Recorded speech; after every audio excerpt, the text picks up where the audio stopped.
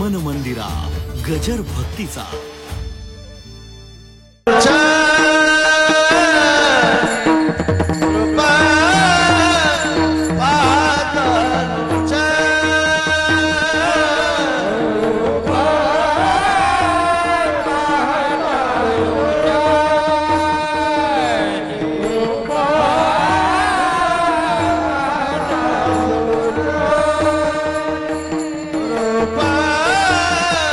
पाहता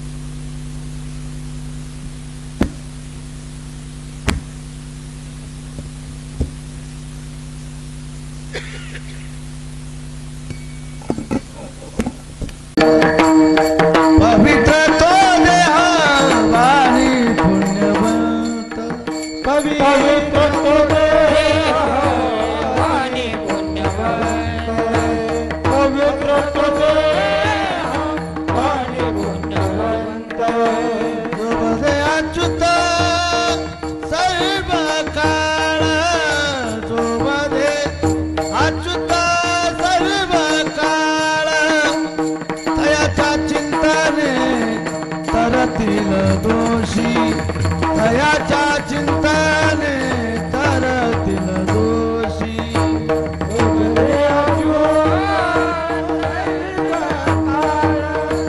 जोबदे अच्युत सर्व तयाच्या चिंतने तरतील दोषी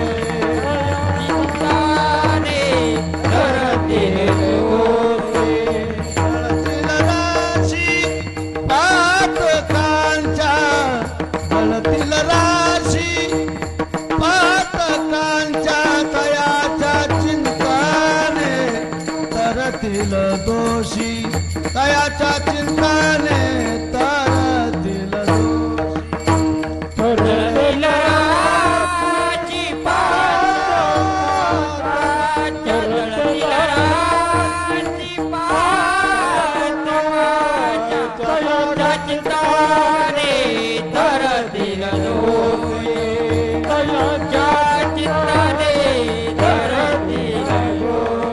देव इच्छिराज चरणीची माती देव इच्छिराज चरणीची माती देव इच्छिराज चरणीची माती देव इच्छिराज चरणीची माती धावत चालती मागे मागे धावत चालती मागे मागे काय त्या उरले वेगळे आणि काय त्या उरले वेगळे आणि धावत चालती मागे धावत चालती मागे काय त्या उरले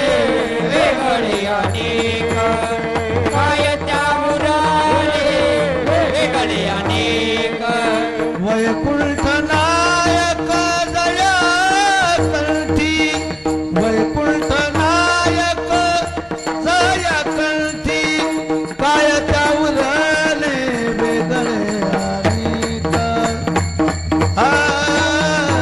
वेगळे आणि वैकुंठी नायक वैकुंठ नायक तयाच्या चिंताने तरतील दोषी तयाच्या चिंताने तरतील दोषी तुका म्हणे देव भक्ताचा संगम तुका म्हणे देव भक्ताचा संगम तुका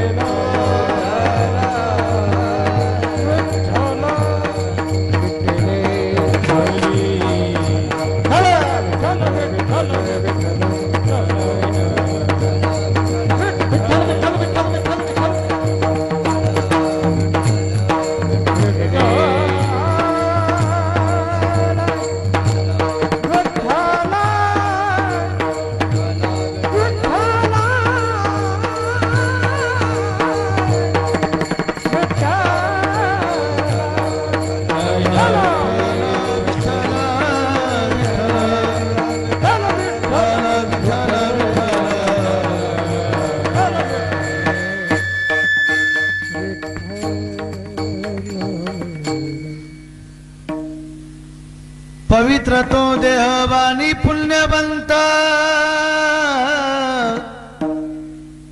पवित्र तो देहवानी पुण्यवंत, जो वदे अच्युत सर्व काळ, तयाच्या चिंतने तरतील दोषी, जळतील राशी पातकांच्या, देव इच्छी रज चरणीची माती, धावत चालती मागे मागे, काय त्या उरले वेगळे अनिक, वैकुंठ नायक जया कंठी, तुका म्हणे देव भक्ताचा संगम, तुका म्हणे देव भक्ताचा संगम, तेथे ओघनाम त्रिवेणीचा, तयाच्या चिंतने तरतील दोषी, जळतील राशी पातकांच्या, येऊन प्रविश्य माम वाची मी माम प्रसुप्ता, संजीवत किल शक्तिधर स्वधाम नाम, अन्य शास्त्र चरण श्रवण त्वगादीन, प्राणा नमो भगवते पुरुषाय तुभ्यं, पांडुरंगा करू प्रथम नमः, पांडुरंगा करू प्रथम नमः, सरे चरण संताची,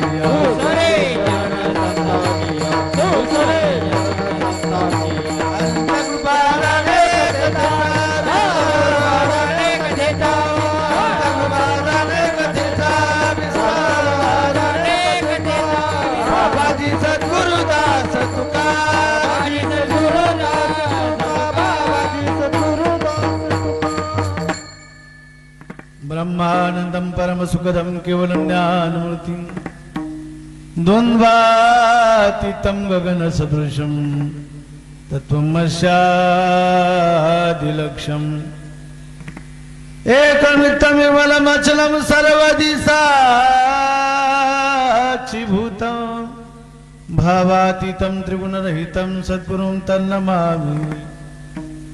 ओम नमो ज्ञानेश्वरा, ओम नमो ज्ञानेश्वरा, ओम नमो ज्ञानेश्वरा, नमो ज्ञानेश्वरा, करुणा करा दयाळ, करुणा करा दयाळ, तुमचा अनुग्रह,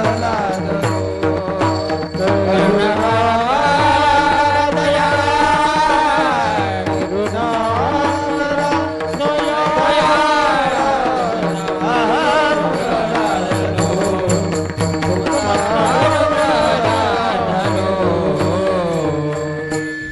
दयांची केली स्मरण,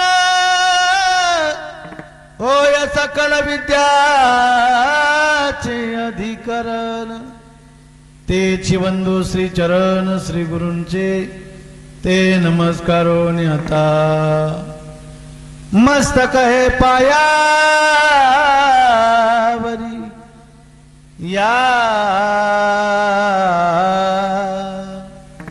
वारकरी संताच्या, शरण शरण हनुमंता, तुम्हालो रामदूता, काय भक्तीच्या त्या वाटा, मज दावया शुभता,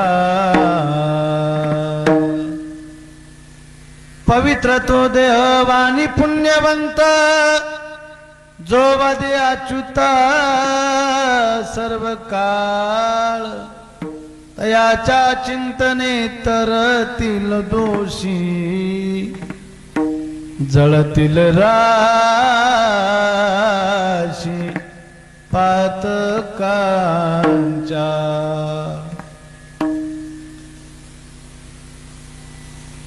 ज्ञानांचे राजे योग्यांचे मायबाप, ज्यांनी गीतेवरती ब्रह्मानंदाची लहर प्रगट केली. गीतालंकार नाम ज्ञानेश्वरी ब्रह्मानंद लहरी प्रगट केली. वारकरी संप्रदाय भव्य दिव्य अशा प्रकारची इमारत आहे. या इमारतीचा पाया जर कोणी रचलेला असेल तर ज्ञानानं, अर्थात ज्ञानोपरायण या वारकरी संप्रदायाचा पाया रचला. ज्ञानदेव रचिला पाया, उभारिले देवालया. पैठण निवासी शांतीब्रह्म एकनाथ महाराज वारकरी संप्रदायाचे खांब झाले, आधार दिला. आणि देहू निवासी श्रीमंत संत जगद्गुरु तुकाराम महाराज या वारकरी संप्रदायाचे कळस झाले. तुका झाला अशी अशा कलशस्थानी विराजमान असणारे तुकोबाराय यांचा अभंग सेवेसाठी निवडलेला आहे. या अभंगाद्वारे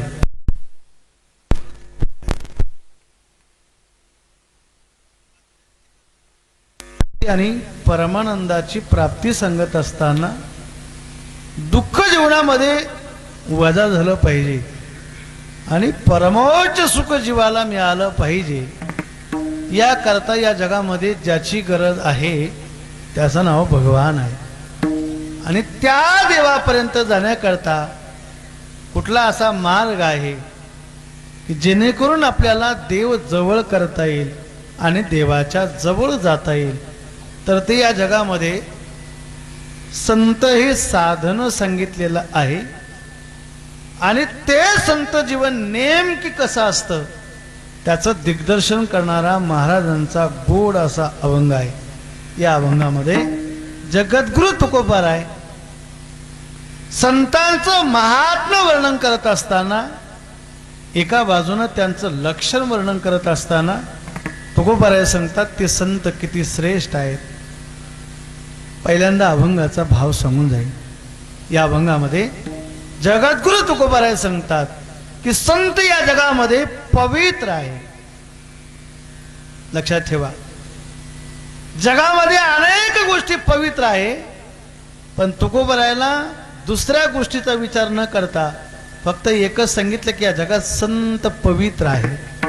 आपल्यालाही काही काही गोष्टी माहिती आहेत या जगामध्ये काय काय पवित्र आहे.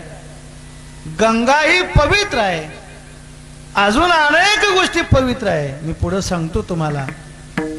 पण या सगळ्या गोष्टीचं नाव न घेता तुकाराम महाराज सांगतात की संत या जगामध्ये पवित्र आहे. संतांचा देह पवित्र आहे, संतांची वाणी पवित्र आहे. काय कारण, त्याचं कारण सांगत असताना महाराज सांगतात काही नाही. जो वदयाच्युत सर्व काळ परमात्म्याचं भजन केल्यामुळं या संतांची वाणी पवित्र असते, यांचा देह पवित्र असतो. असा पवित्र असणारा महात्मा त्यांचं स्मरण जरी आपल्याला घडलं, ऐका कीर्तन माझ्याकडे लक्ष द्या, आपल्या जीवनात काय फायदा होतो. आणि एवढ्या करता मी आजचा अभंग घेतला. तुम्ही जागी आहे ना? हा अभंग मी कीर्तनासाठी का घेतला याचं उत्तर दुसऱ्या चरणामध्ये आहे की संत जीवनाचा आणि मानवी जीवनाचा नेमकी काय संबंध आहे, त्या संबंधाचा विचार मी तुम्हाला आज सांगणार आहे. काय फायदा आहे, तुम्ही जागी आहे ना? काय फायदा आहे आणि मी तुम्हाला सांगू. अलीकडं माणसं ज्याचा विचार करतात त्याचं नाव फायदा आहे. बघा तुम्ही, काही जरी करायचं म्हणलं ना, लोक फायद्याचा विचार करते. काय फायदा आहे? 2 रुपयाचा चहा जरी पाजायचा म्हणला तरी आजचा माणूस 3दा विचार करतो. 3दा काय, याला चहा पाजून काय फायदा. तर इथं आपण एवढे जमा झालो, आपण हा सप्ताह करतो, आपण देवाची भक्ती करतो, याचा नेमकी काय फायदा आहे तर ऐकून ठेवा.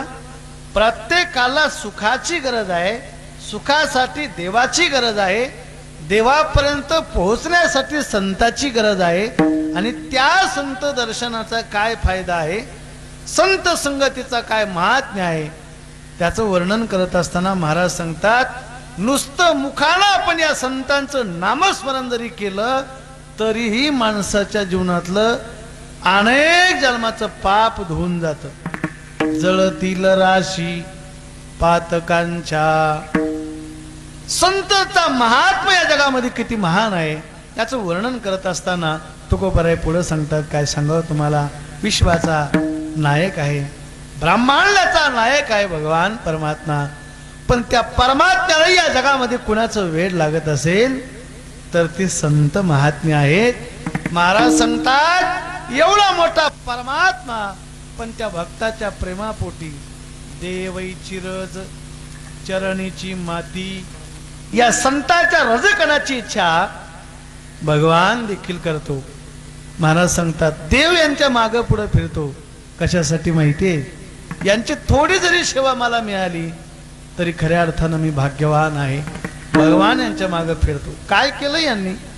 जरा ऐका, कीर्तन मन लावून ऐका. काय केलं या संत महात्म्यांनी? तुकोबराय सांगतात, काही नाही केलं. ऐकून ठेवा. कुठल्या कॉलेजला गेले नाही, कुठली PhD केली नाही, करायची गरज त्यांना नाही. बारके नाही का? आता हा साया जर काय केला असेल तर एवढाच केला, वैकुंठ नायक जया कंठी, सतत देवाचं भजन केलं. त्याचा हा परिणाम आमच्या जीवनामध्ये आम्हाला हा फायदा झाला. तुकोबराय सांगतात, देव आहे, संत आहे आणि भगवंताचं नाम आहे. असा त्रिवेणी संगम ज्या ठिकाणी येत असतो ना, त्यावेळेला त्रिवेणी संगमावर स्नान केल्या एवढं आपल्या जीवनामध्ये पुण्य पदरामध्ये प्राप्त होत असतं.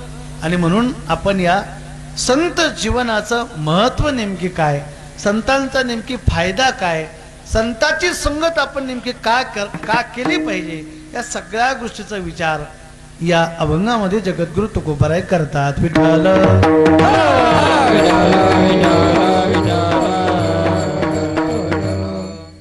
सेवेला प्रारंभ करण्यापूर्वी अल्पसा परिहार देणं गरजेचं आहे. या ठिकाणी सालाबादाप्रमाणे याही वर्षी भगवान परमात्म्याच्या कृपाशीर्वादाने, साधू संतांच्या आशीर्वादाने, वैकुंठवासी जयराम महाराज भोसले यांच्या कृपाशीर्वादाने या सप्ताहाचे कुशल असे नेतृत्व, मार्गदर्शक, प्रेरणा की मागच्याही वर्षी महाराजांनी मला या ठिकाणी सेवा दिली होती. याही वर्षी आपल्या सर्वांच्या मार्गदर्शनानुसार उपस्थितीमध्ये, महाराजांच्या उपस्थितीमध्ये कीर्तन सेवेचे योग आहे. परमपूज्य आदरणीय केदारनाथ शास्त्री महाराजांची उपस्थिती आहे. आता या ठिकाणी ज्यांची चाल आपण श्रवण केली, परमस्नेही हरिभक्तीपरायण भजन सम्राट माझे जिवलग मित्र शिवराम महाराज राऊत, अजून या कार्यक्रमासाठी ज्यांची चाल आपण आता श्रवण केली, महाराजांच्या साथीला जीवापाड प्रेम करणारे बालपणापासूनचे मित्र आणि आमचेही मित्र कान्होजी महाराज, विथापे महाराजांची उपस्थिती आहे. अजून या शहरामध्ये, याच परिसराचं भूषण आमचे मित्र हरिभक्तीपरायण भजन सम्राट सुदामजी महाराज आहे. युवा कीर्तनकार ज्यांच्या ठिकाणी उपस्थिती आहे, अभिषेक महाराज आहे, माझे गावकरी आणि माझे मित्र हरिभक्तीपरायण युवा कीर्तनकार काका महाराज भोसने आहे. अजून या कार्यक्रमासाठी ज्यांची उपस्थिती आहे, हरिभक्तीपरायण रामेश्वर महाराज, त्यांची उपस्थिती आहे. मृदंग सम्राट हरिभक्तीपरायण रामेश्वर महाराज आणि इकडनं आमचे महिला मंडळी, तुम्हालाही धन्यवाद देतो.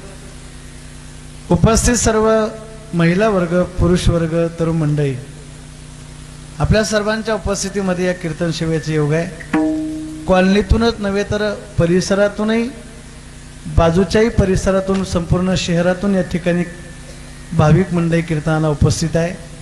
आमचे मित्र हरिभक्तीपरायण किरण भाऊ, सातारा परिसरातून महाराजांची उपस्थिती आहे. सर्वांच्या उपस्थितीमध्ये या कीर्तन सेवेचं योग आहे. मी जास्त वेळ कीर्तन करणार नाही, लवकर पण सोडणार नाही. विठ्ठल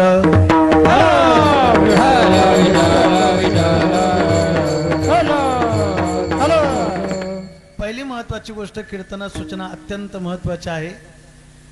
कीर्तनातून कोणी उठून जायचं नाही, जायचं असलं आत्ताच जायचं, काही हरकत नाही. दुसरी महत्वाची गोष्ट, कीर्तनामध्ये कोणीच बडबड करायची नाही.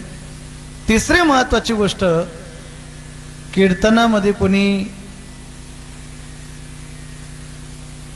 झोपायचं ते म्हणाल महाराज तुम्हाला डोकं आहे का आम्ही झोपायला आलो काय आमच्याकडे आता किती सुविधा आल्यात मोबाईल आहे टीव्ही आहे कोणीच माणूस 12-1 वाजेपर्यंत जोपर्यंत तो मोबाईल हातातून खाली पडत नाही हा तोपर्यंत काही माणसं झोपत नाही पण मी तरी तुम्हाला झोपू नका असं म्हणलो याचं कारणच असं आहे बघा इतर ठिकाणी माणसाला झोप येत नाही पण कीर्तनामध्ये झोप आल्याशिवाय राहत नाही आणि लक्ष देऊन ऐका खरं तर जाग करण्यासाठीच कीर्तन असतं म्हणूनच कीर्तनामध्ये झोपायचं नसतं विठ्ठल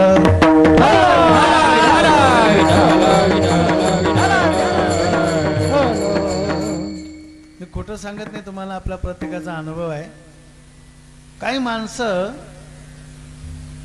झोपेसाठी परेशान आहे काय केलं म्हणजे झोप येईल गोळ्या घेतात काय प्रयत्न काय भरपूर प्रयत्न करतात पण झोप येत नाही पण तुम्हाला गंमत सांगतो कीर्तनामध्ये आलं रे आलं या अशा माणसाला गोळीची सुद्धा गरज नाही झोप लागल्याशिवाय राहत नाही आता शहरामध्ये माझे बरेच कीर्तन आहेत त्या हाडको शिडकोच्या पलीकडच्या परिसरामध्ये एक माणूस आहे तिकडे कीर्तन असतात पलीकडं कुठेही कीर्तन असलं की ते माणूस कीर्तनाला येतं बरं याय ना का मला काही घेणं नाही पण आलं की पुढंच बसत आणि आल्याच झोपायला लागत मला एक दिवस जरा राग आला कीर्तन संपल्यावरती दर्शनाला आल्यावर मी म्हणलं बाबा तुम्ही कुठं कीर्तनाला येता ते म्हणे महाराज आपल्याला नादच म्हणलं नाद चांगला आहे पण तुम्ही पुढं नका बसा जोराव माग बसा दा माग ते म्हणे का बरं अरे तुम्ही आला की झोपायला लागता पुढे बसून झोपणं चांगलं आहे का ड्रायव्हर शेजारी बसून झोपणं चांगलं आहे का आणि तुम्ही आला की झोपता तर म्हणला महाराज तुम्हाला कळलंच काय मग म्हणलं काय गोळ्या घेऊन झोपेत नाही म्हणला कीर्तनाला गेलो टपकन डोळा लागत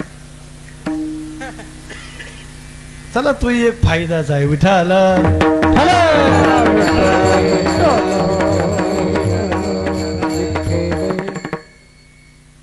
माझी विनंती आहे तुम्हाला काय संसारामध्ये तुम्ही झालं सगळीच माणसं आज एवढी त्रस्त आहे ना चेहऱ्यावर हसू राहिलेलं नाही आजकाल हे की नाही कोणाकडं पाहावं ना आज वाटत का 2-4 कान फडीत दिले काय त्याच्या हे की नाही असं फ्रेश बसा बघा हा मी एवढ्या लांबून तुमच्याकरता आलो आणि काही नाही गेले बोलता बोलता 2-4 दिवस राहिले 2-3 दिवस आहे की नाही याचा आनंद घ्यायचा आहे कीर्तनाचा प्रसन्न राहायचं टवटवीत राहायचं तुम्ही जेवढं प्रसन्न राहाल चांगलं कीर्तन ऐकाल ना पटकन संपून टाकतो हा जर तुम्ही कीर्तनाला उशीर केला आहे की नाही मग आपलं कीर्तन उशिरा संपणार हा मी बोललं की पटपट बोलत राहा आज हा अभंग मी कीर्तनासाठी का घेतला तुम्हाला सगळ्याला कल्पना नसेल परंतु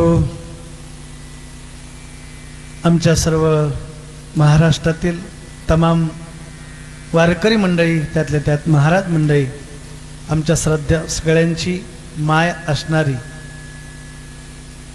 परमपूज्य आदरणीय उभा महाराष्ट्र आज ही जी टाळकरी मंडळी आपण पाहतोय ना ही भजन प्रमाण एवढं सुंदर गायन आज जर आपल्याला प्रत्येक महाराष्ट्रात प्रत्येक सप्त्यात ऐकायला भेटत असेल त्याचं एकमेव कारण परमपूज्य आदरणीय भजन साधना भजन म्हणलं की ज्यांच्या जो भजन शब्द आला की त्याच्या पुढं महाराष्ट्रात जर कधी महाराज लोकांच्या मुखात ज्यांचं नाव येत असेल तर ते रामचंद्र बाबा बोधे बाबा आज अनंताच्या प्रवासामध्ये निघाले अनंतामध्ये विलीन झाले अतिशय दुःखद अशा प्रकारची ही वारकरी संप्रदायावरती कधीही न भरून येणारी पोकळी आहे शास्त्री महाराज झालं, मी झालो, मी महाराष्ट्रातील जेवढी नामांकित कीर्तनकार आहे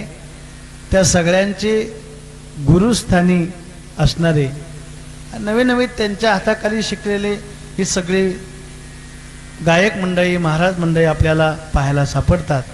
म्हणून उभा महाराष्ट्र आज आम्ही सर्व मंडळी बाबांच्या त्या विरहामध्ये, दुःखामध्ये आहोत. आणि म्हणून आज माझ्या डोळ्यापुढं तसा वेगळा अभंग होता, पण केवळ आणि केवळ आज बाबांच्या स्मरणामध्ये आपलं हे कीर्तनाचं जावा याच दृष्टिकोनातून मी अभंग केवळ बाबाची सेवा करण्यासाठी घेतलेला आहे. कोण बोधे बाबा मला असं वाटतं तुम्हाला माहीत नाही, हे की नाही, पण तुम्हाला माहीत झाले पाहिजे हा त्याच्या पाठीमागचा उद्देश आहे. नाही तर आता आमच्यापैकी सगळ्यांना माहिती, तुम्हाला सगळ्यांना माहीत असेल अशातला भाग नाही, पण तुम्हाला पण ते माहीत व्हावा. आमच्या महाराजांनी इच्छा प्रगट केली की पुढच्या वर्षी या सप्ताहाच्या पत्रिकेमध्ये मी परमपूज्य आदरणीय बोधे बाबा यांच्या पुण्यतिथीच्या निमित्तानंच मी या सप्ताहाला पुढच्या वर्षी त्या निमित्तानं मी या ठिकाणी कार्यक्रम करणार असं मला महाराज बोलले. आणि म्हणूनच माझ्याही पुढं हा अभंग डोळ्यापुढे आला. आज या अभंगाच्या माध्यमातून बोधे बाबा कोण होते, बोधे बाबांनी या महाराष्ट्राला नेमकी काय दिलं, मला असं वाटतं ते संत पदापर्यंत जाऊन पोहोचले. नेमकी त्यांच्या जीवनामध्ये त्यांनी असं काय केलं की आज तमाम महाराष्ट्र त्यांच्यासाठी, त्यांच्या दर्शनासाठी, अंतिम दर्शनासाठी आळंदी क्षेत्रामध्ये, मला असं वाटतं फक्त आम्हीच एवढी इथं आहे ना, हे तुमचं सप्ताह, तुमचं कीर्तन आहे, महाराजांची कथा आहे, माझं कीर्तन आहे, म्हणून आम्हीच फक्त आज इथं आहोत. बाकी संपूर्ण महाराष्ट्र आज लाखो समाज बाबांच्या अंत्यदर्शनासाठी आळंदी क्षेत्रामध्ये आहे. आपणही, आपल्याला तिथपर्यंत नाही जाता आलं, पण माझ्या कीर्तनाच्या माध्यमातून, या अभंगाच्या माध्यमातून कदाचित आपल्याला त्यांचं या निमित्तानं स्मरण झालं. तर एक सांगतो तुम्हाला, खरं तर संत महात्म्यांना श्रद्धांजली अर्पण करायची नसते, ध्यानात घ्या. साधू संत महात्म्याला, एखाद्या महाराजाला श्रद्धांजली अर्पण करायची नसते. तर मला असं वाटतं या भजनाच्या, या सप्ताहाच्या आणि या कीर्तनाच्या माध्यमातून आपण जर देवाचं भजन करत असेल आणि त्यांचं स्मरण करत असेल तर आपल्याला श्रद्धांजली वाहण्याची गरज नाही. तर ऐकून ठेवा, आपल्याला त्यांचा आशीर्वाद मिळाल्याशिवाय राहणार नाही. याकरता आजचं हे कीर्तन. विठ्ठल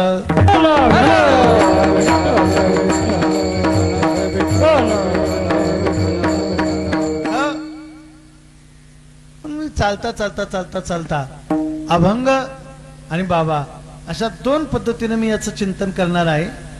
पहिल्यांदा एक ध्यानात घ्या, आपण हे सगळं का करतोय याचा मुद्दा असा आहे, जीवनामध्ये अहोरात्र माणूस ज्याची वाट पाहतो त्याचं नाव या जगामध्ये सुख आहे. आणि त्या सुखासाठी या जगामध्ये ज्याची गरज आहे, महाराज सांगतात त्याचं नाव देव आहे. तेने बिना जीवा सुख नव्हे, हो तेने बिना जीवा सुख नव्हे, तेने बिना जीवा सुख नव्हे,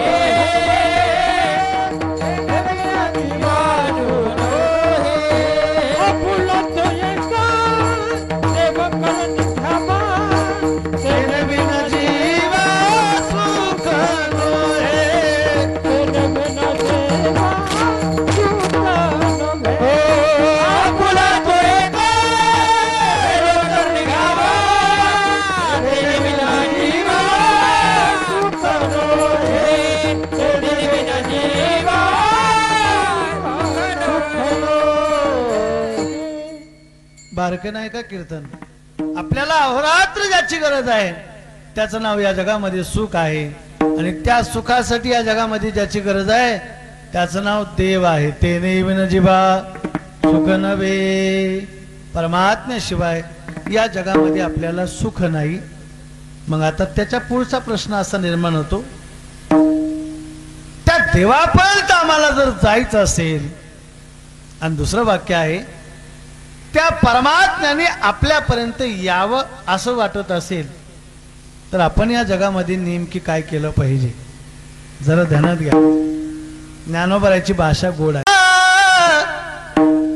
मी हरपला गिवसावा जेतना मघोष भरवा करीती माझा.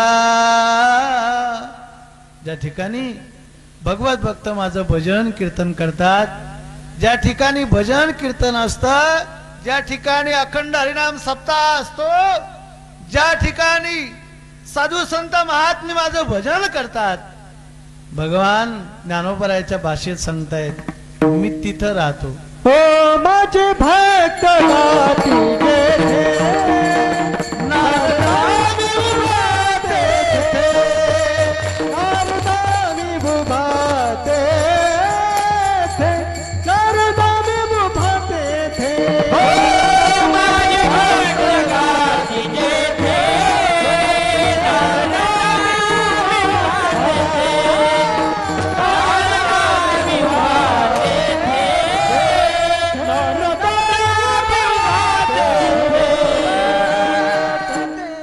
अतिशय समर्पक आणि गोड प्रमाण दिलं.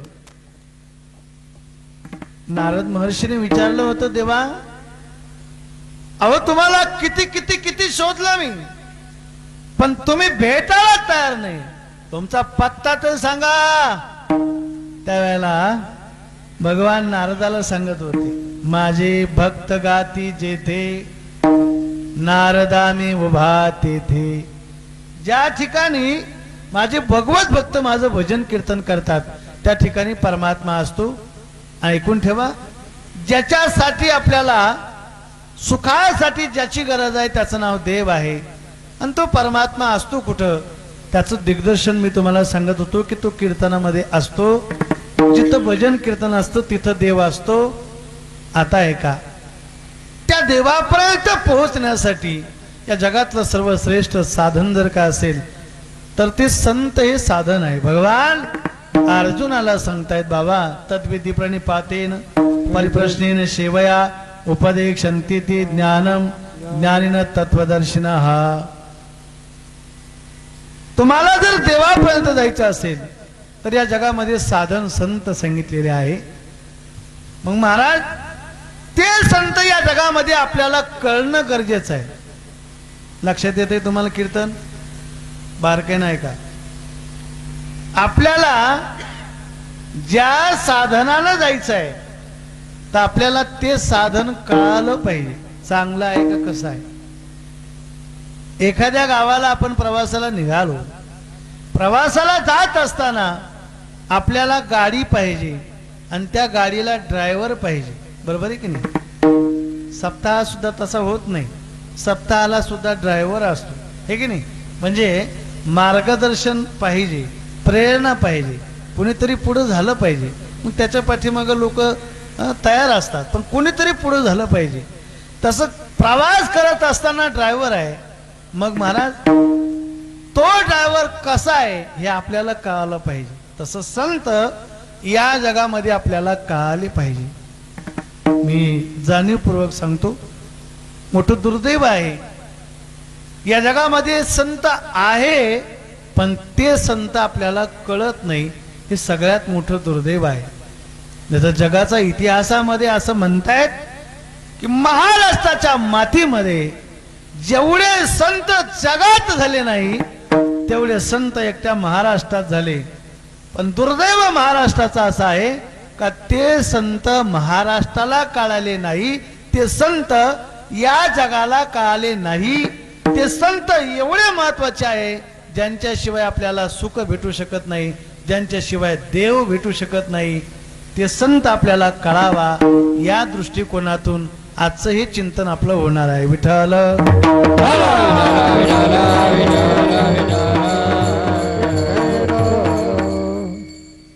तुम्ही जर इतिहास डोळ्यापुढे आणला तर तुमच्या ध्यानात येईल, संत चरित्र जर आपण डोळ्यापुढे आणलं तर ध्यानात येईल. आहे तोपर्यंत संत या महाराष्ट्राला कळाले नाही. बघा तुम्ही, आहे तोपर्यंत संत का आले नाही. आज ज्ञानोबरायचं जर चरित्र आपण डोळ्यासमोर ठेवलं ना तर डोळ्याला अश्रूच्या धारा लागतात का. ज्ञानोबरायचं चरित्र, जगाची आई ठरली माझे ज्ञानोबर आहे. लक्ष देऊन ऐका. हयात असताना ज्ञानोबराय ज्या वेळेला होते शरीर रूपाने, त्यावेळेला आळंदीतल्या लोकांना ज्ञानोबराय कळाले का. तुम्ही बोलत राहा. ज्ञानेश्वर महाराज जर कळाले असते तर सगळ्यांना इतिहास माहिती, चरित्र माहिती आहे. ज्ञानोबराय 4 वर्षाच्या चिमुकल्या मुक्ताबाईनं सांगितलं होतं, दादा मला भूक लागली, काहीतरी खाण्यासाठी घेऊन या. ज्ञानोबरायनं झुळी घेतली. संपूर्ण आरण्यामध्ये ज्ञानोबराय भिक्षा मागण्यासाठी गेले, मधुकरी मागण्यासाठी गेले. पण काय दुर्दैव आहे, कुणाही आळंदीकरांना ज्ञानोबरायची दया आली नाही. निराश होऊन झोपडीकडे परतत होते. जवळ आल्यानंतर मुक्ताबाईला असं वाटलं, नक्कीच माझ्या ज्ञानदादानं मला खाण्यासाठी काहीतरी आणलं पाहिजे. आणि म्हणून आनंदित चेहरा मुक्ताबाईचा झाला. ज्ञानोबरायनं तो चेहरा पाहिला आणि डोळ्याला धारा लागल्या. ज्या समाजासाठी आम्ही अवतार धारण केला, तो समाज जर आम्हाला खायला द्यायला तयार नसेल तर आमचा जगून काय फायदा आहे. ज्ञानोबराय झोपडीमध्ये गेले, दरवाजा बंद केला आणि ढासा ज्ञानोबराय रडायला लागले. महिला मंडळ ध्यानात ठेवा. पण असं म्हणताय, माणूस ज्या वेळेला संकटामध्ये पडत असतो त्यावेळेला आधार देणारी घरातली महाराज ती आदी माया शक्ती, ती स्त्री शक्ती असते. आमच्या मुक्ताबाईनं ज्ञानोबाईला आधार दिला. माऊली, तुम्ही जगाची आई आहात आणि तुम्ही रडतायत. तुम्हाला माहितीये का या जगामध्ये योगी कोणाला म्हणतात. चाहे अपराध जनाचा योगी पावन मनाचा, संत तोची जाना जगी, दया क्षमा जाच अंगी, लोभ अहंता नये मना, जगी विरक्त तोची जाना. 4 वर्षाच्या चिमुकल्या मुक्ताबाईनं ज्ञानदादाला सांगितलं, दादा जगाचे अपराध पोटात घालण्याची ज्याची ताकद आहे त्याला तर संत म्हणतात. ज्याच्याकडे दया आहे, ज्याच्याकडे क्षमा आहे. तुम्ही रडताय. ऐका मला काय सांगायचं आहे. पोटाला अन्न दिलं नाही ज्ञानोबरायला. तुम्ही जागा असेल तर कीर्तन करून बघा. तुम्हाला पोटाला अन्न दिलं नाही ज्ञानोबरायला, पण आज त्यांचं नाव जरी घेतलं ना, लाखो समाज ज्ञानोबराय तुकोबरायांच्या सोहळ्यामध्ये आहे, पण लाखो समाजामध्ये एक पोट असं दाखवा की त्याच्यामध्ये एखादा उपवासी आहे. जाऊन बघा कधीतरी वारीमध्ये. एवढा समाज आहे पण एकही माणूस उपवासी राहत नाही. केवळ ज्ञानोबा तुकोबा भजन करत जातात. मी अजून बोलन तुम्हाला, ऐका. ज्ञानोबानं जग सुखी व्हावा, किंबहुना सर्व सुखी, विश्व कल्याणाची भावना अंतकरणामध्ये जिच्या होते ती ज्ञानोबराय आहेत. पण सांगू तुम्हाला, ज्ञानोबरायनं ज्ञानेश्वरी जगाकरता प्रदान करत असताना तुम्हाला माहित नाही, पण उपवासी पोटानं, पोटात काही नसताना ज्ञानोबरायनं ती ज्ञानेश्वरी सांगितली. तुम्हाला सांगू का, आज पंचपक्वान्नाचं जेवण असतं आमच्या महाराज लोकांना. आम्ही जेवण केल्याशिवाय कीर्तन करत नाही. ऐका, आम्ही भरल्या पोटानं ते ज्ञान सांगतोय. ज्ञानोबरानं उपवासी पोटानं जगाला ज्ञान दिलं. ते संत का आले का? जगाच्या इतिहासामध्ये आणि महाराष्ट्राचं अजून एक नाव निघतं. श्रीमंत संस्थान जर कुठलं असेल तर महाराष्ट्रामध्ये शिर्डीचं संस्थान आहे, साईबाबाचं. पण तो फकीर हयात असताना, साईबाबा हयात असताना होते तोपर्यंत असं म्हणतायत की दिवाळीला दिवा लावण्यासाठी लोकांनी त्यांना तेल दिलं नाही. काय दिलं नाही? तेल दिलं नाही, तेल दिलं नाही. पण सांगू तुम्हाला, आता सध्या नुसतं साईबाबाचं नाव जरी घेतलं ना तर सध्याच्या काळामध्ये त्या शिर्डीतल्या सर्वसामान्य माणसाची रोजची दिवाळी आहे. विठाल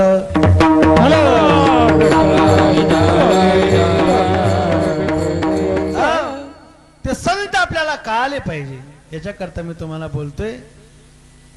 साधू संत महात्म्य या जगामध्ये किती श्रेष्ठ आहे, किती महान आहे. त्या संतांचं श्रेष्ठत्व नेमकी काय आहे हे आपल्याला कळत नाही. आणि ते आपल्याला कळावं याकरता या सगळ्या गोष्टीचा विचार करत असताना, ऐका, जगद्गुरु तुकोबाराय आधी करून साधू संत महात्म्यांनी या संतांचं गुणगौरव केलं. यांच्या आपल्यावरती एवढे उपकार आहे, एवढे उपकार आहे.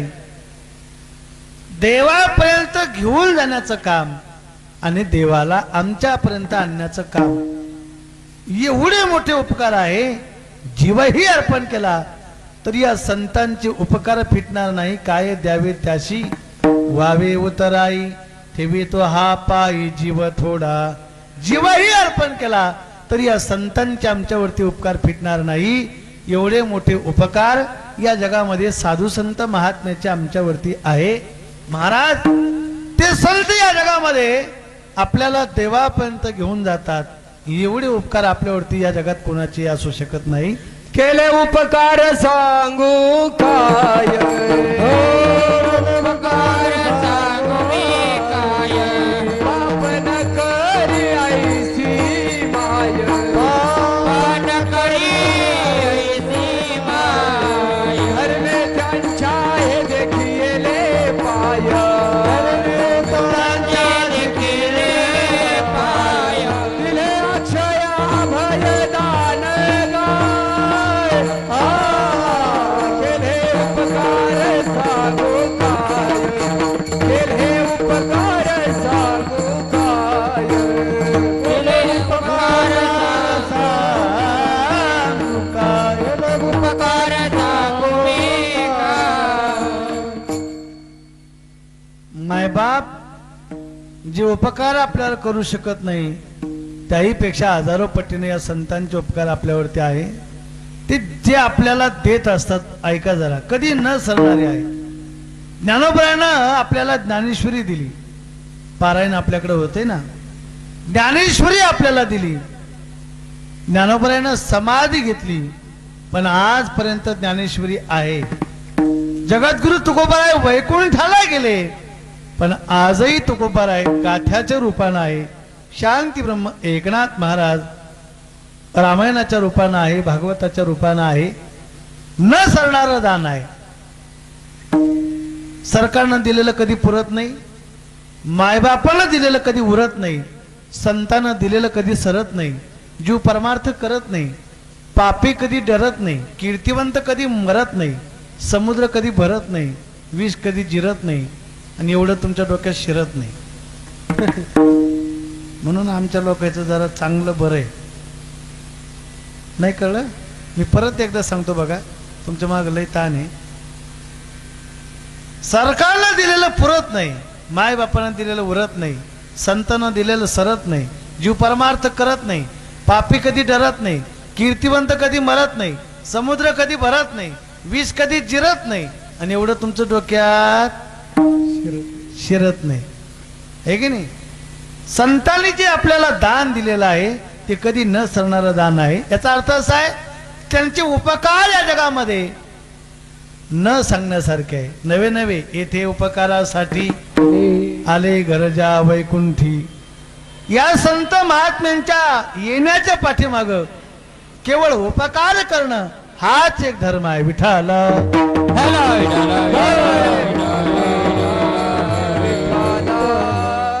जगाच्या कल्याणा संतांच्या विभूती देह कष्टवेती परोपकारे. बस एवढं तुम्हाला कळलं तरी पुष्कळ झालं. एका शब्दात मी परत सांगून जाईन. संत कुणाला म्हणतात कळलं तर बघा. माझे बाबा सांगायचे. बस एवढं सांगतो. अभंगाची पार्श्वभूमिका मी तुम्हाला मांडतोय. संत नेमक्या जगामध्ये कुणाला म्हणतात अनेक व्याख्या संतांच्या बाबतीत केलेल्या आहे, त्यात मी वेळ घेत नाही. पण माझे बाबा सांगायचे संत त्याला म्हणतात देवाला ज्यांच्यासाठी रडावं त्यांना संत असं म्हणतात. ऐका तुम्ही, गंमत आहे. आपण गेल्यानंतर लोक रडतात, बरोबर आहे का? तुम्ही झोपले का? तुम्ही काहीच बोला ना. आपले काय भांडणं झाले का काय? मला सांगा, माणसं कधी रडतात? बोला ना. हा, माणूस मेल्यानंतर माणसं रडतात, बरोबर आहे बाबा? बोला ना, बोला ना. बरोबर आहे का? माणूस मेल्यानंतर माणसं रडतात, खरं आहे का? हा, खरं आहे का? मग किती लोक रोज मरतात. तुम्ही कधी रडता? सकाळी, संध्याकाळी, झोपायच्या टायमाला रडता कधी? तुम्ही सांगितलं की आता माणूस कधी रडतो? माणूस मेल्यानंतर माणूस रडतो. तर मग रोज लोक पेपरला मारतात. तुम्ही पाहत नाही का? अमुक अमुक गावाला एवढे एवढे अपघातामध्ये मेले. तुम्ही कधी रडले? माणूस कधी रडतो? मेल्यावर रडतो. माणसं मेली की माणसं रडतात, बरोबर आहे का? बोलत राहा, जवळच्या माणसाने बोललं पाहिजे. हा, बरोबर आहे की नाही? मग रोज किती लोक मरतात? ते कोणा मोजील किती क मरतात? आता कोल्हापूरला महापुरामध्ये किती लोक गेले? भरपूर लोक गेले. तुम्ही किती तास रडले? रडले? ऐका जरा, मला काय सांगायचं. माणूस मेल्यावर माणसं रडत नाही हो. माणसं कधी रडतात माहिती आहे तुम्हाला? कधी रडतात? जेव्हा त्याचं आपलं काहीतरी नातं असतं तेव्हा रडतात, बरोबर आहे की नाही? एखादा माणूस जातो तेव्हा अंत्यविधीच्या त्या प्रसंगामध्ये, अंत्ययात्रेमध्ये रडण्याचे स्वर ऐकायला येत असतात. स्वर, पण त्याच्यात फरक असतो बघा. आता ध्यान द्या. जवळचे माणसं, एखादी व्यक्ती जायला असेल तर त्यातला एक बाई एवढ्या मोठ्यानं रडत असते तर बसलेली माणसं त्याच्यावरून अंदाज घेतात. आता बोलत राहा. काय अंदाज घेतात?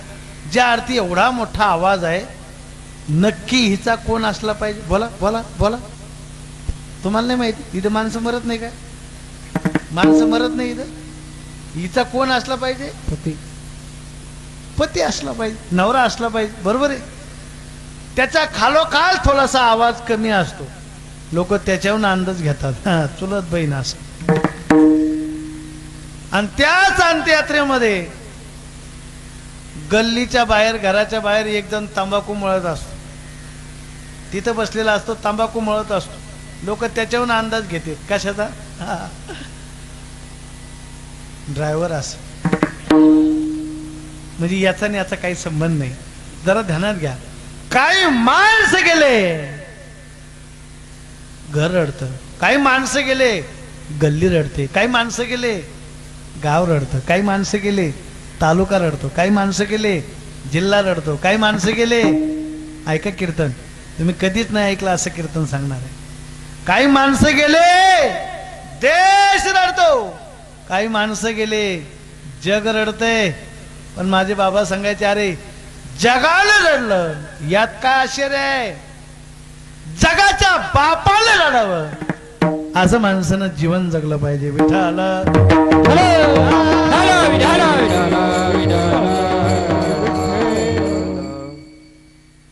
इतिहासामध्ये, पुराणामध्ये दोन गोष्टी आहेत. भगवान दोन भक्ता करता रडला. त्यातला पहिला भक्त भागवतामध्ये सुदाम देव आहे. आमच्या सुदाम देवा करता परमात्मा ढसा ढसा रडला. लक्षात घ्या.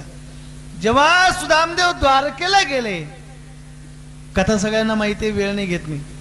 द्वारकेला पोहोचल्यानंतर परमात्म्याला निरोप मिळाला, माझा बाल मित्र सुदामा आला.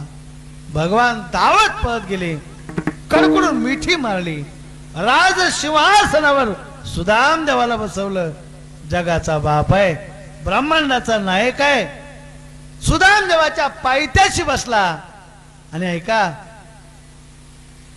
देवानं पाद्य पूजा करण्याकरता बाहेरचं पाणी नाही आणलं.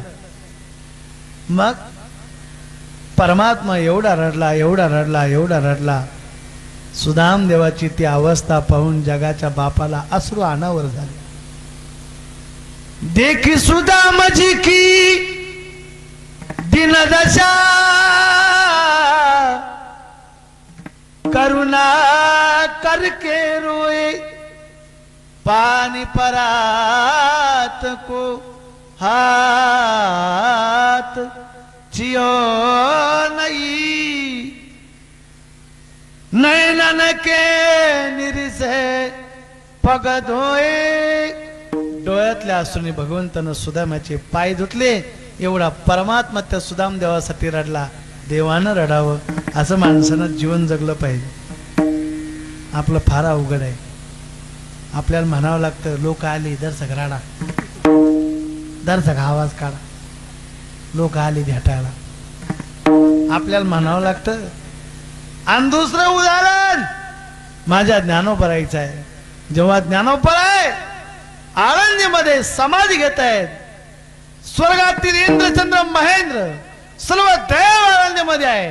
महाराष्ट्रातील सर्व तमाम वारकरी मंडळी, सर्व महाराज मंडळी आणि सगळा महाराष्ट्र ज्ञानोबराच्या समाधी सोहळ्याला हजर आहे. आणि लक्षात घ्या, एका बाजूला निवृत्तीनाथ महाराजांनी आणि एका बाजूने भगवान परमात्म्यानं ज्ञानोबराला धरलं, समाधी स्थळापर्यंत नेलं. 3 वेळेस ज्ञानोबराने आज जगताला साष्टांग दंडवत घातला. अखेरचे डोळे झाकले, समाधी शिळा ठेवण्यात आली. सर्व समाज रडत होता, सर्व समाज आज शांत झाला. पण काय आश्चर्य,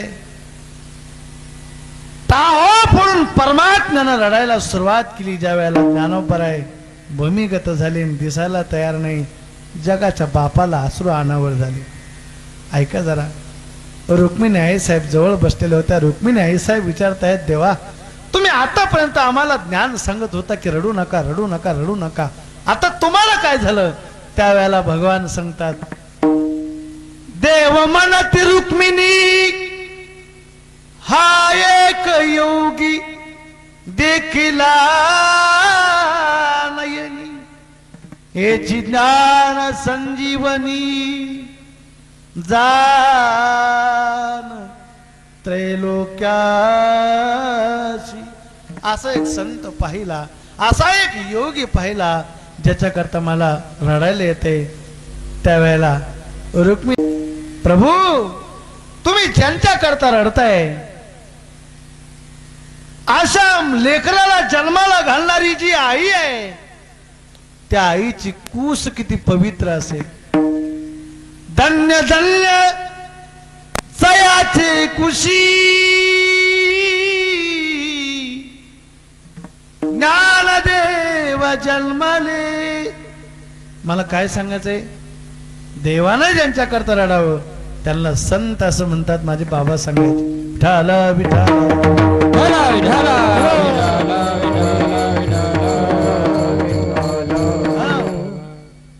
ते संत या जगामध्ये कुणाला म्हणतात याची व्याख्या मी तुम्हाला करत होतो. अनेक पद्धतीनं चिंतन करता येतं.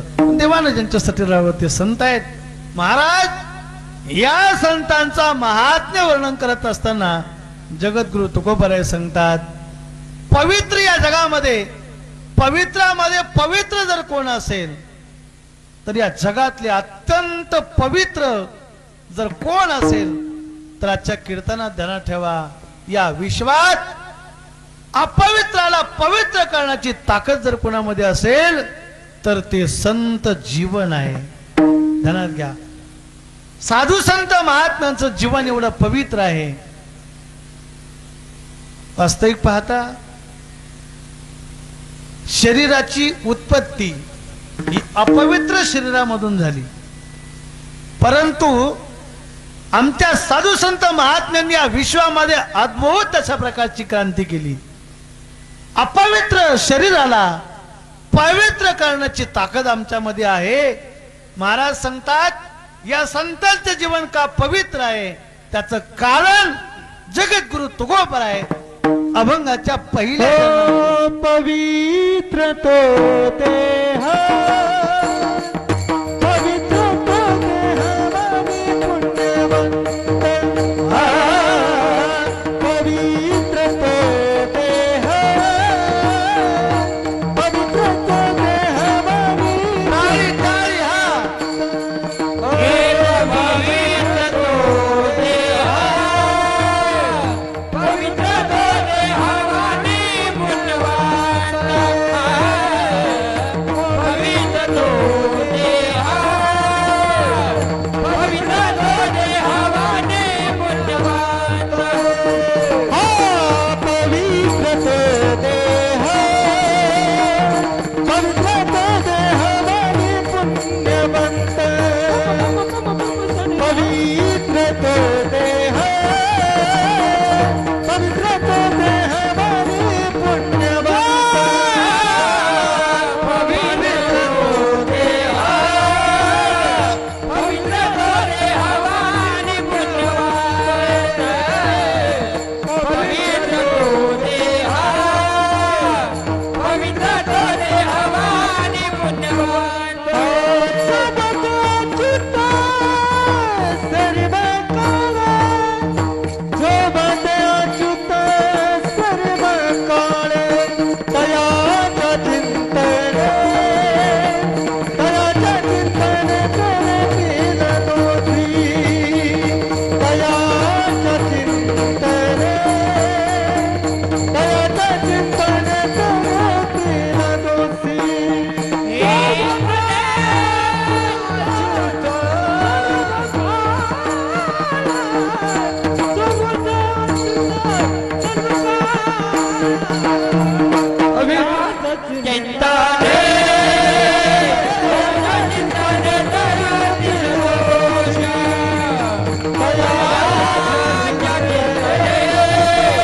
दयाच्या चिंतने करतील दोषी.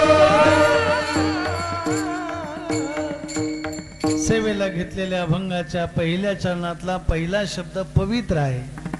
या संतांचं महात्म्य काय याचं वर्णन पहिल्या शब्दामध्ये आपल्या लक्षात येईल. चांगले ऐकणारे लोक आहेत. पवित्र, जगात पवित्र काय? भरपूर काही पवित्र आहे या जगामध्ये. पशुमध्ये गाय पवित्र आहे.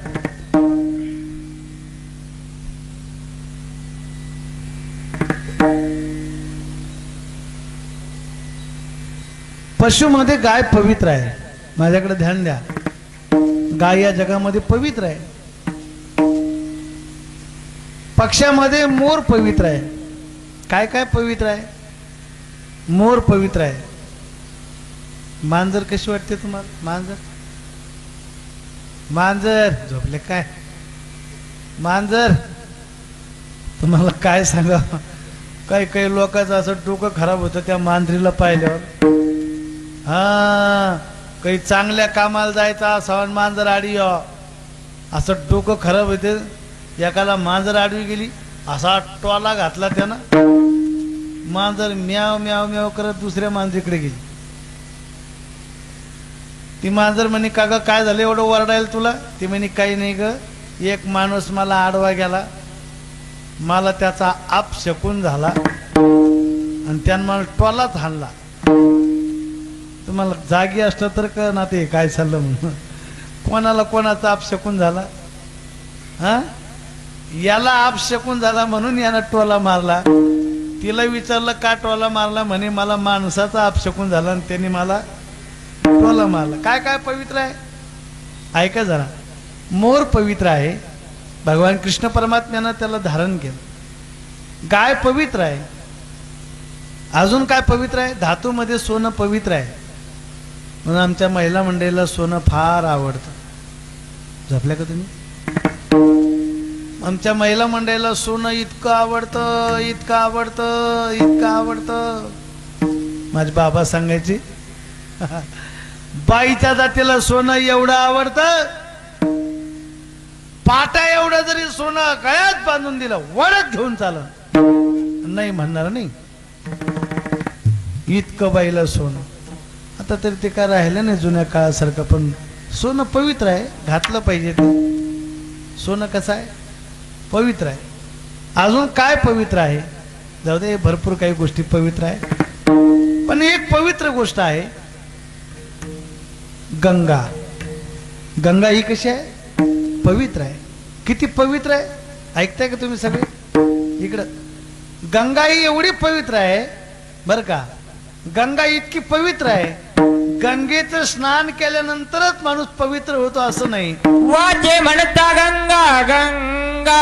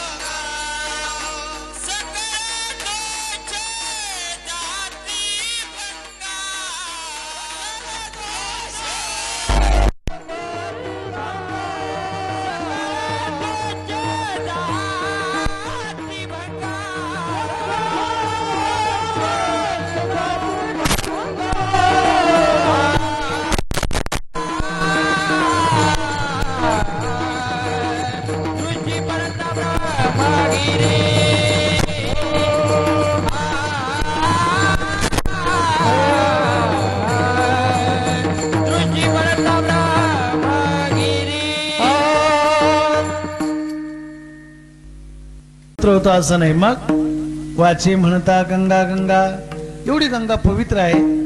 महाराज तुम्हाला माहिती की नाही काय माहिती? आपण ज्या देशात राहतो ना, पवित्र ते कुळ, पावन तो देश, जेथे हरीचे दास जन्म घेती. या देशाची जगात ओळख या म्हणून आहे की या देशामध्ये संत आहेत म्हणून हा देश पवित्र आहे, हे कुळ पवित्र आहे. नवे नवे कुणी जर तुम्हाला विचारलं तुम्ही कुठल्या देशामध्ये राहता, तर त्याचं उत्तर सांगत असताना असं सांगतात बघा, हम उस देश के वासी है. कळलं की नाही तुम्हाला? जिस देश में गंगा है की नाही. आम्ही आपल्या देशाची ओळख आहे की आपल्या देशामध्ये गंगा आहे. गंगा पवित्र आहे. पण जाऊ द्या, तीर्थाच्याही ठिकाणी जे पाप जात नाही किंवा तीर्थाला सुद्धा पवित्र करायचं असेल तर ज्यांच्याकडे यावं लागतं ना, ते संत महात्मे आहे. म्हणून पवित्र एवढा शब्द चाललाय आपला आतापर्यंत. पवित्र जाऊ पुढे. आता तो देह आहे की नाही, तो देह पवित्र आहे. तो याला फार किंमत आहे. हे सर्व नाम आहे. तो म्हणजे सगळ्याचे नाही. ज्या ज्ञानोबाला स्पर्श झाल्याच्या नंतर त्या टायमाला महाराज लोक विटाळ मानत होते ना, आज त्या ज्ञानोबाच्या दर्शनासाठी 4-4 किलोमीटर लोक बारी लावत आहेत. तो देह पवित्र ऐका ना, आज लोक त्यांच्या दर्शनासाठी बारीला लागतायत. कशासाठी? तो देह पवित्र आहे. आपला नाही बरं का, तुम्ही आपला नाक डोक्यात घेऊ. आपल्या जाळलेल्या जागेहून कोण जाईना भाऊ. तिकडे जर एखादा निघला चुकून मागवाय लागन ते नीट मेलत नाही ती लागन नाही तर काय आहे की नाही. आपल्या जाळलेल्या जागेहून सुद्धा कोण जाईना. गेल्यावर सुद्धा आपल्याला लोक घरात सुद्धा लवकर जास्त टाइम ठेवीना. आता नका नका पहिलं बाहेर काढा, लेकरं भ्यायला लागलेत म्हणजे आहे की नाही. निर्धनात का मला काय सांगायचं आहे. आणि त्यांचा देह पवित्र आहे. आता पुढे चालतो. वाणी पवित्र. वाणी सुद्धा कशी असली पाहिजे? पवित्र असली पाहिजे. देहही पवित्र आणि वाणीही पवित्र, या दोन गोष्टी आहेत बरं का. काही लोकांचा देह पवित्र आहे तर वाणी पवित्र नाही, काही लोकांची वाणी पवित्र आहे तर देह पवित्र नाही. असा मेळ बसतो का बघा बरं. हा, बऱ्याच वेळेला असं होत असतं की नाही. देव सगळ्याला सर्व काही देतच नाही, हे कधी पण ध्यानात ठेवा. आजच्या कीर्तनामध्ये बरीच बुळबुळ बुळबुळ आपल्या घरामध्ये पण चालू असते. सगळं झालं पण आज सत नाही झालं, सगळं झालं आज सत नाही झालं. डोक्यातून काढून टाका आजचं कीर्तन ऐकल्यावर घरी गेल्यावर, आणि पक्क लिहून ठेवा काय, देव सर्वांना सगळं देतच नाही, हे की नाही. वाटतं फक्त माणसाला हा सुखी आहे आणि तो सुखी आहे, हा सुखी आहे आणि तो सुखी आहे. एक वाक्य सांगतो तुम्हाला, कबीर महाराज सांगतात, जो देखे सो दुखिया बाबा. तुम्ही झोपले का? जो देखे सो दुखिया बाबा, याचा मराठीत अर्थ होतो, तुम्ही ज्याच्याकडे पाहाल त्यो या जगात कसा आहे, बोला बोला, कसा आहे, दुःखी आहे. बरोबर एक नाही. तुम्ही ज्याच्याकडे पाहाल तो या जगात कसा आहे, दुःखी आहे. तर मग आता तुम्ही सगळे कोणाकडे पाहता?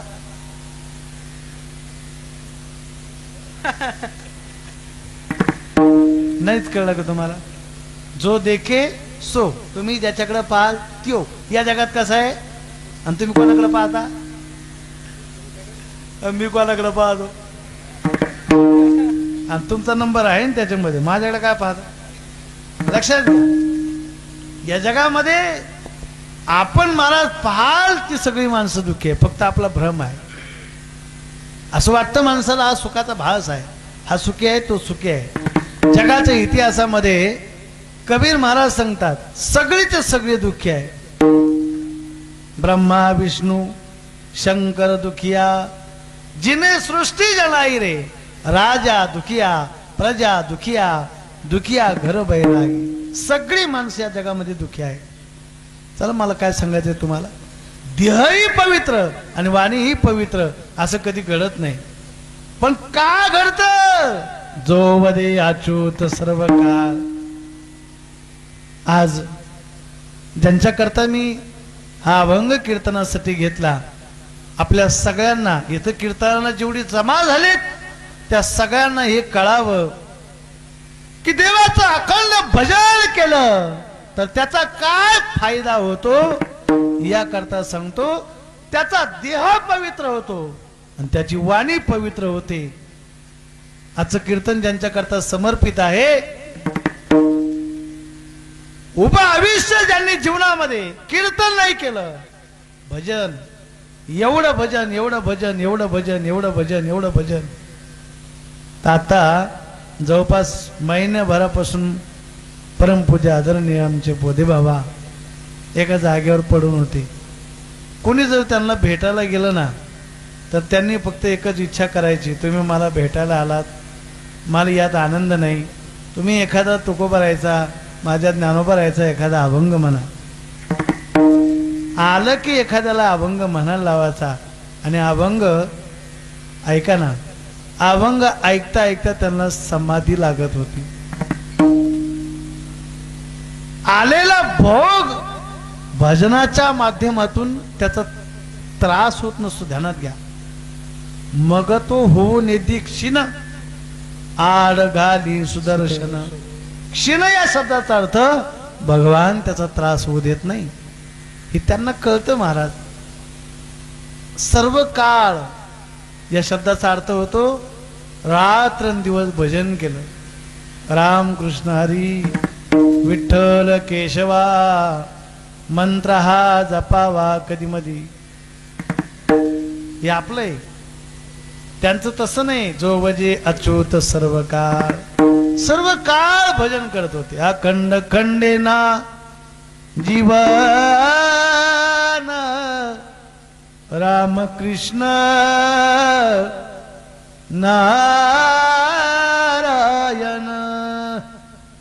अखंड खंडेना जीवन, सारखं भजन करत होते. जाण्यापूर्वी 2 दिवसापूर्वी बाबांनी इच्छा केली होती, म्हणजे काल इच्छा केली होती की मला एकदा, आता मी जाणार आहे, साधूला मरण कळत असत, मी जाणार आहे, पण एकदा मला पंढरपूरला घेऊन चला. पण बाबांची इच्छा ती अपूर्ण राहिली. म्हणजे काय पांडुरंगाचं दर्शन केलं नाही असं नाही, उभं आयुष्य त्यांनी देवाच्या चरणी समर्पित केलं होतं आमच्या बाबांनी. एवढं भजन. अहो देवाच्या चरणी म्हणल्यापेक्षा तुम्हाला सांगू का, याचा अभंग त्याच्यासाठी घेतला. अहो भगवान त्यांच्या चरणाजवळ होता, त्यांना काय देवाकडे जायची गरज होती. वाणी एवढी पवित्र होती. महाराज काही जरी म्हणायचा प्रयत्न केला तरी त्यांच्या मुखामधून ते शब्द, ते सूर कानाला मनाला मोहून टाकणारे होते. ध्यानात घ्या. हजारो गायक, हजारो कीर्तनकार उभ्या महाराष्ट्राला ज्यांनी दिले ते परमपूज्य आदरणीय बोधे बाबा आहेत. जेवढं बोलेल तेवढं कमी आहे. मी त्यांचं वर्णन काय करणार आहे, पण या अभंगाच्या माध्यमातून सांगतो, त्यांचा देह पवित्र आहे, त्यांची वाणी पवित्र आहे. काय कारण आहे महाराज मंडळी? जो वदे अच्युत सर्व काळ रात्रंदिवस त्यांनी देवाचं भजन केलं, त्याचा हा परिणाम. आमचा देह पवित्र आहे आणि आमची वाणी पवित्र आहे. संत त्याला म्हणतात असं आजच्या कीर्तनात ध्यानात द्या. त्याची संत ज्यांचा हे विठ्ठली, ज्यांचा हे विठ्ठली, ज्यांचा हे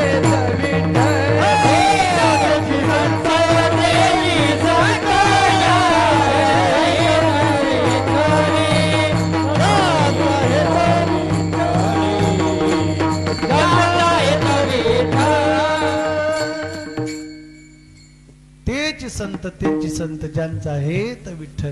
संपूर्ण जीवन देवाला समर्पित. तुमच्या डोक्याचा वरचा विषय हा तुम्हाला नाही कळणार मी काय बोलतो. काही नव्हतं त्यांच्याकडे. 2 धोत्र होते, 2 शर्ट होते. तिसरं धोतर जर कोणी त्यांना दिलं तर ते पोरांना देऊन टाकत होते. खिशामध्ये 1 रुपया बी नव्हता. तुम्ही जागे असाल तर कळेल तुम्हाला. आपल्या डोक्याचे केस जायचं मागं झालं. 300 घेऊ कशामुळं? नाताचं कसं होईल? पोराचं लागलं सोयीला, पण नाताला भेटन का नाही? पाय नाताला भेटन का नाही? तो पाय ना मसनात गावऱ्या चालल्या ना, आहे की नाही? आपलं सोडून द्यायचं दुसऱ्याचं. त्यांचं जीवन आपल्या बस एकच प्रमाण देईन. तुका म्हणे अंगे व्हावे ते आपण, तरीच महिमान येईल करू. गायक त्याची किंमत करण्यासाठी आपल्याला त्या क्षेत्रात जावं लागेल. मृदंग समजण्यासाठी त्या क्षेत्रात जावं लागेल. कीर्तनाचं ही तत्वज्ञान तुम्हाला कळण्याकरता कुठेतरी तुम्हाला याचा अभ्यास करावा लागेल, तेव्हा इथं उभं राहता येईल. ध्यानात घ्या. मला काय सांगायचं आहे, आमचे तुकाराम महाराज सांगतात, मला विमान घेण्यासाठी आलं. पण का आलं त्याचं कारण, कवतुक वाटे झालिया वेचाचे, नाम मंगळाचे तेने गुणे, माझ्या उपकारासाठी वागविला मुनकंठी. आम्ही त्याचं भजन केलं, त्याचा देह पवित्र आहे, त्याची वाणी पवित्र आहे. तुम्हाला मी सांगतो ऐका, काहींचा देह पवित्र आहे, काहींची वाणी अपवित्र आहे. म्हणून बरीच मंडळी आहेत पण त्यांचा प्रभाव समाजावरती पडत नाही. काय कारण आहे? त्यांची वाणी पवित्र नाही. ज्ञान पवित्र आहे पण वाणी पवित्र नाही. एक प्रसिद्ध उदाहरण आहे महाभारतातलं, तेवढं सांगतो, गमतीचं आहे आणि पुढे चालतो. काही काळजी करू नका. अभंगातले 2 चरण जरी सुटले ना तरी आजचं कीर्तन माझं सार्थक झालं, मी असं समजणार आहे. महाभारतामध्ये पांडवांनी राजस्व यज्ञ केला. पटपट ऐका, माझ्याकडे लक्ष द्या. राजस्व यज्ञ केला. यज्ञामध्ये भगवान परमात्म्याकडे पत्रवाळी उचलण्याचं काम होतं. लक्ष देऊन ऐका. आणि प्रत्येकाची कामं वाटून दिलेली होते. त्याच्यामध्ये भीमदादाकडे काम होतं. कोणतं काम होतं? पंक्तीमध्ये कोणाला कमी जादा, माझ्याकडे लक्ष द्या, कमी जादा कोणाला वाढायचं. पंक्तीत राहते ना ते फिरणारे, त्यांच्याकडे काहीच नसतं राव, हातात काहीच नसतं त्यांच्या. पाणी नाही, भात नाही, बुंदी नाही, काही नाही. फक्त हातात अंगठी राहते, इथे वाडा तिथे वाडा, इकडे आणा तिकडे आणा. पंक्तीतली म्हणजे याला बाहेर काढा, याला बाहेर काढा. त्याचं भीमदादाकडे काम होतं कशाचं, वाढायचं पंक्तीमध्ये. पण कोणाला कमी जादा आहे पाहायचं काम होतं, वाढायचं नाही, पाहायचं काम होतं. पंक्तीमध्ये यज्ञाला आलेले सगळे ब्राह्मण होते. भीमदादा गदा घेऊन, गदा गदा गदा घेऊन हिंडायचं ते. आणि मग पंक्तीत म्हणत, कोणाला काही कमी आहे का रे? आणि एवढी गादा पाहिल्यावर मला सांगा तुम्ही, इथं लोक प्रेमानं वाढून लोक जेवायला तयार नाही. हा, आणि ही गादा पाहिल्यावर कोण खाणार आहे? ते ब्राह्मण होते ना, ब्राह्मण वाळून गेले, वाळून. अगरबत्ती छाप ढेरीच कमी झाली त्यांची. देवानं विचार केला, एवढं गावरान तुपाची पंगत आणि ही बामणं का वाळली? मग लक्षात आला हा भिवाचा पराक्रम आहे. देव म्हणला त्याला अक्कल शिकवावं लागेल, तुम्ही माझ्याकडे ध्यान द्या, पटपट सांगतोय, डबल सांगणार नाही. इकडे भीमाला बोलून घेतलं. का भानगडे देवा? काही नाही, एक ऋषी म्हणले आपल्याला त्याला पंक्तीला जेवायला बोलावं लागत, त्याच्याशिवाय यज्ञ पूर्ण होत नाही, सफल होणार नाही. आणि चला म्हणले कोणाला बोलायचं. घेतलं बरोबर भीमाला आणि एका अरण्यामध्ये नेलं. ऐका, तिथं शरभंग नावाचे ऋषी होते. नाव लक्षात राहील, शरभंग नावाचे ऋषी होते. त्यांची वाणी एवढी पवित्र होते, पण त्यांच्या शरीराचा दुर्गंध येत होता, घाण वास येतो. 1 किलोमीटर त्यांचा घाण वास यायचा, पण वाणी वेदाच्या रुचा गात होती. परमात्म्यानं तिकडे घेऊन चालले. भीमाला वास यायला लागला. पण आता देवा पुढे पुढे शहाणपणा करता, नाकाला फडकं लावलं, रुमाल लावला आणि देवाच्या मागोमाग चालायला लागली. आणि तिथं आणलं आणि दे म्हणले यांना आमंत्रण. भीम विचार केला, म्हणला देवाला डोकं आहे, याचा एवढा वास येतोय, म्हणला याला जर तिथे नेलं तर बामनं पळून जाती. पण दिला आमंत्रण. म्हणले महाराज आमच्याकडे यज्ञ चालू आहे आणि तुम्ही यज्ञाला जेवायला आले पाहिजे, आमची आग्रहाची विनंती आहे. त्या साधूनं सांगितलं, भीमा ऐक, अरे माझ्या शरीराचा दुर्गंधी वास येतोय, मी इथूनच आशीर्वाद देतो, तुमचा यज्ञ सफल होईल. भीम म्हणे बरं झालं रे भाऊ, बिना औषधाची खरूच गेली, मला चांगलं झालं. मला वापस निघाले देव आणि भीम. अर्ध्या रस्त्यात आल्यावर भीमाच्या डोक्यात आलं. पावर का तुम्ही, काही लोकांना घेण्यान देण्याची उचापात. अर्ध्या रस्त्यात आल्यावर भीमाच्या डोक्यात आलं. भीम म्हणला देवा हा तुम्ही त्याचं थांबा. म्हणे काय? मी त्यांना. भीमाच्या मनात आलं, त्याची वाणी एवढी पवित्र होती, पण त्याचा एवढा घाण का वास येत होता, एकदा विचारूनच पाहू. तुम्ही ध्यान द्या माझ्याकडे, विचारूनच पाहू म्हणलं एकदा. आणि म्हणून गेला परत भीम विचाराला. आणि परत गेल्याच्या नंतर भीमानं विनंती केली. म्हणले महाराज माफ करा, पण एक विचारू. म्हणले काय? म्हणले तुमची वाणी एवढी पवित्र आहे, पण तुमच्या शरीराचा एवढा घाण वास काय येतो? ते म्हणले भीमा तुला आशीर्वाद दिला होता मी, तुझं काम झालं होतं, तू कशाला उगं घेणं देणं उचापात करायला? पण आता विचारलं तर सांगतो म्हणे तुला काय झालं. म्हणे आम्ही यज्ञ केला होता, यज्ञामध्ये कोणाला कमी जादा हे पाहण्याचं काम माझ्याकडे होतं आणि मी पंक्तीमध्ये गदा घेऊन फिरत होतो. मला त्याचा परिणाम माझ्याकडे पाप झालं, पाप, आणि त्याचं प्रायश्चित्त मी भोगतोय. मला माझ्या शरीराचा दुर्गंध वास येतोय. भीमाला कळलं. तुम्हाला कळलं नाही? भीमानं जे धूम ठोकली देवापाशी आणि देवाचे पाय झाले. म्हणलं देवा अरे एवढं सांगायचं होतं, पण घरी सांगायचं गदा फेकून दिली असती. म्हणलं देव पवित्र आहे, वाणी पवित्र आहे, इथं वाणी पवित्र आहे आणि देव अपवित्र आहे. वाणी पवित्रच असेल असं काही नाही. कधी कधी माणसं उंच थरावर पण जातात. माझ्याकडे लक्ष द्या. पदानं मोठी माणसं होतात, श्रीमंतीनं, सत्तेनं, ऐश्वर्यानं मोठी माणसं होतात, पण असं काही समजायचं नाही की त्यांची वाणी पवित्रच राहते. असं काही समजायचं नाही. आता सध्याच्या काळामध्ये तुम्हाला चांगला अनुभव येत. उंच पदावर गेलेले लोक असतात, पण त्यांच्या तोंडात बोलता बोलता काय बोलतील ते काय सांगता येत नाही की.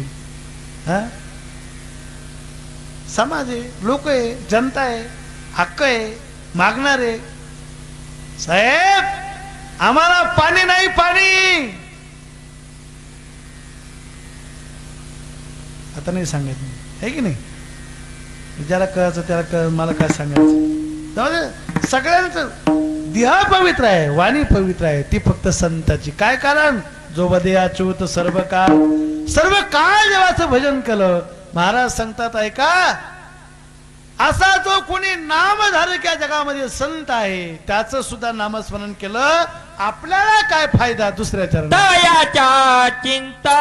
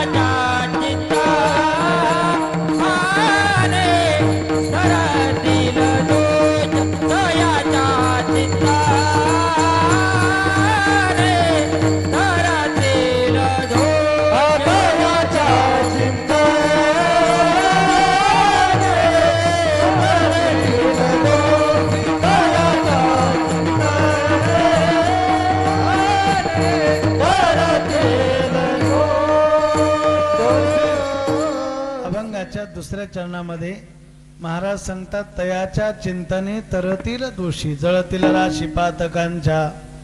ऐका, गंगा पवित्र आहे, पण गंगा ही मलिन होत असते आणि गंगेला सुद्धा पवित्र करण्यासाठी जिथे यावं लागतं ना, ते संत आहे. म्हणून संपलं माझं कीर्तन. एक 5 मिनिटाच्या आत मी सेवा संपवणार आहे. फक्त म्हणलं ना ऐका 5 मिनिटं. महाराष्ट्राचा इतिहास आहे, महाराष्ट्राचं भूषण आहे, जगाचा बाप आजही भीमेच्या तटावरती पंढरपूरला आहे. याचं एकमेव कारण काय असेल तर पुंडलिकाचं पूर्वचरित्र डोळ्यापुढे आणा. आई बापाच्या गळ्याला दोरी असं पहिलं चरित्र आहे. बायकोच्या सांगण्यावरून आई बापाला घराच्या बाहेर काढून दिलं, पण फिरण्यासाठी म्हणून काशीराय गेला. तेव्हा तिथं बघितलं गंगा जमुना सरस्वती 3 नद्या एका ऋषीच्याकडे आल्या. स्त्रीच्या रूपामध्ये काळकुट्ट 3 स्त्रिया आल्या, पण आश्रमातून बाहेर पडताना त्या तेजपुंज झाल्या. विचारलं कोण आहेत? पुंडलिकाला संशय आला. तुम्ही जाताना मलिन होतात, आता एवढ्या तुम्ही तेजपुंज का झाल्यात? त्यावेळेला त्यांनी सांगितलं, अरे आम्ही नद्या आहोत, आम्ही गंगा आहोत.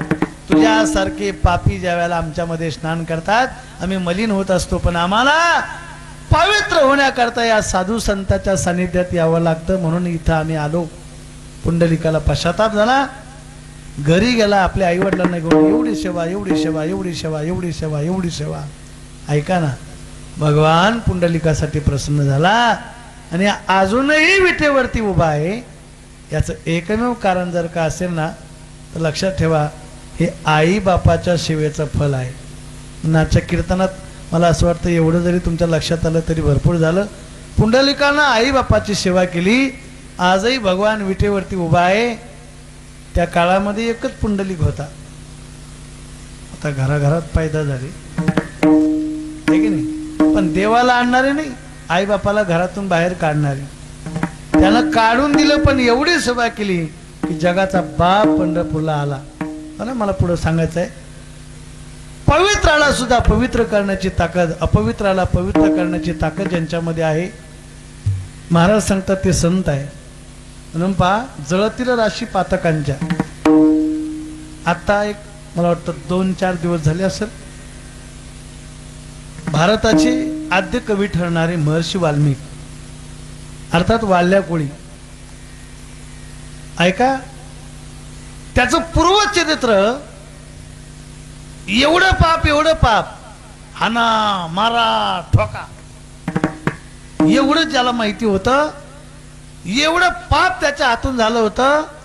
पण ऐका ना, सहज नारदाची स्वारी तिथून चालली होती. नारदानं सांगितलं, वाल्या अरे कोणासाठी पाप करतोय? चरित्र तुम्हाला सगळ्याला माहिती आहे. पश्चाताप झाला, महाराज आता माझा उद्धार कसा होणार? म्हणले काही नाही, तू राम नामाचं जप कर. तो म्हणला आपल्याला एवढंच येतं, हाना मारा ठोका. ते म्हणे मग एक मन मारा मारा मारा येतं ना तुला? म्हणे हा. म्हणजे मग म्हण तसं, असं मारा मारा मारा मारा मारा मारा असा उलटा जप केला वाल्यानं. त्या माराचं राम झालं आणि एवढा जप केला, एवढा जप केला, महाराज वाल्याचा वाल्मिक ऋषी झाला. आणि यात काय आश्चर्य आहे? कोळ्याची कीर्ती वाढली गण, केले रामायण रामादी, बोलिले वाल्मिक तैशीची करीन, वर्तोनी दावीन नामा म्हणे. त्याच्या म्हणण्याप्रमाणे देवाला चालावं लागलं. हा कशाचा परिणाम आहे? एका संत भेटीमध्ये त्यांच्या सानिध्याच्या संगतीचा परिणाम. अनेक जन्माचं पाप जातं. म्हणून पहा, तुका म्हणे जाती, संतांच्या दर्शनामध्ये पाप सुद्धा जळून जातं. हा, तुका म्हणे जपे जाती संताच्या जपे, हे की नाही? पापे, हा, तुका म्हणे पापे जाती संताच्या, पुण्यवंत व्हावे घेता सज्जनाची नावे. पुण्यही प्राप्त होतं आणि पापही निघून जातं. म्हणून तयाच्या चिंतने तरतील दोषी, जळतील राशी पातकांच्या. आजचं हे कीर्तन ज्या निमित्तानं हा अभंग माझ्या डोळ्यासमोर आला. आपलं सप्ताहाचं निमित्त काय असेल मला माहीत नाही, पण आजच्या दिवशी माझ्या डोळ्यासमोर हा अभंग होता.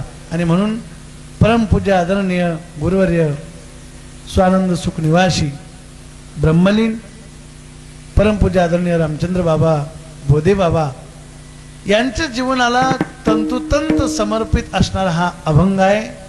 की महाराज आज आपण त्यांचं कीर्तनामध्ये जेवढे स्मरण करणार आहोत, कळत न कळत आपल्या जीवनामध्ये आपल्याकडून घडून गेलेले जेवढे पाप असणार आहे, माझं मत आहे बघा, मन लावून तुम्ही कीर्तन श्रवण करता आहात. श्रवण ही सुद्धा एक फार मोठी भक्ती आहे, ते सुद्धा एक फार मोठं भजन आहे. मी कीर्तन करतोय तेही एक भजन आहे. आणि हे भजन जर कधी बोधेबाबांना आज आवडलं तर निश्चित देवाला ते आपलं भजन पोहोचणार आहे.